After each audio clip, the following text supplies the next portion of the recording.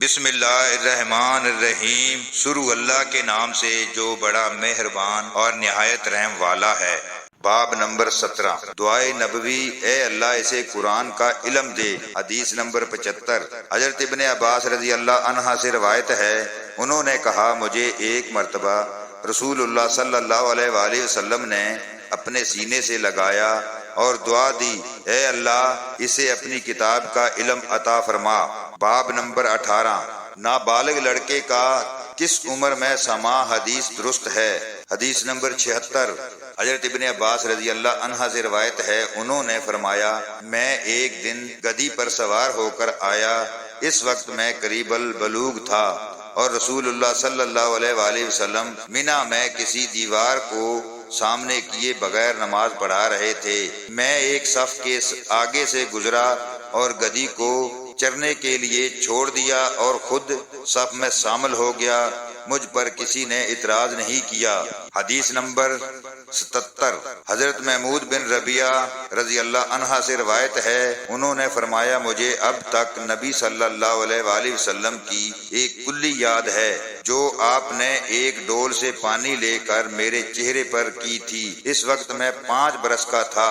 فائدہ، اس حدیث سے معلوم ہوا کہ سمجھدار بچے مجلس علم میں حاضر ہو سکتے ہیں اور اہل علم ان سے خوش طبعی بھی کر سکتے ہیں، بشرطیہ فتنے کا اندیشہ نہ ہو۔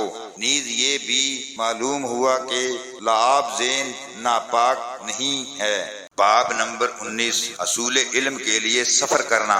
حضرت جابر بن عبداللہ رضی اللہ عنہ نے ایک حدیث کے لیے حضرت عبداللہ بن انیس رضی اللہ عنہ کی طرف 1 ماہ کی مسافت کا سفر کیا۔ حدیث نمبر 78، حضرت ابن عباس رضی اللہ عنہ سے روایت ہے کہ ان کا اور حضرت حربن قیس بن حسن فزازی رضی اللہ عنہ کا حضرت موسیٰ علیہ السلام کے ہم نشی کے متعلق اختلاف ہو گیا۔ دریں آسنا ان کے پاس سے حضرت ابی بن کعب رضی اللہ عنہ گزرے، حضرت ابن عباس رضی اللہ عنہ نے انہیں بلا لیا اور فرمایا کہ میرا اور میرے اس ساتھی کا حضرت موسیٰ علیہ السلام کے ہم نشی کے متعلق اختلاف ہو گیا ہے، جن سے ملاقات کے لیے حضرت موسیٰ علیہ السلام نے راستہ پوچھا تھا، کیا آپ نے رسول اللہ صلی اللہ علیہ وآلہ وسلم سے ان کے حالات کے متعلق کچھ سنا ہے؟ حضرت ابی بن کعب رضی اللہ عنہ نے فرمایا ہاں، میں نے نبی صلی اللہ علیہ وآلہ وسلم کو ان کے حالات بیان کرتے ہوئے سنا ہے۔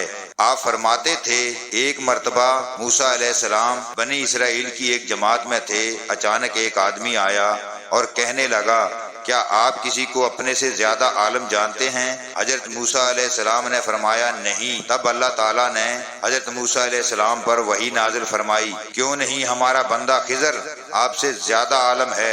حضرت موسیٰ علیہ السلام نے اللہ سے ان کی ملاقات کا راستہ پوچھا، اللہ تعالیٰ نے مچھلی کو ان کے لیے نشان مقرر کر دیا اور ان سے کہہ دیا گیا کہ جب تم مچھلی کو گم پاؤ تو واپس لوٹ آنا، قریب ہی کہیں تمہارے اس سے ملاقات ہو جائے گی۔ حضرت موسیٰ علیہ السلام دریا میں مچھلی کی علامات تلاش کرتے رہے، تب حضرت موسیٰ علیہ السلام کے خادم نے ان سے عرض کی کیا آپ نے دیکھا تھا جب ہم پتھر کے پاس ٹھہرے تھے تو میں وہیں مچھلی کو بھول گیا اور مجھے شیطان ہی نے بتانے سے غافل کر دیا۔ حضرت موسیٰ علیہ السلام نے فرمایا یہی تو وہ چیز تھی جس کے ہم متلاشی تھے۔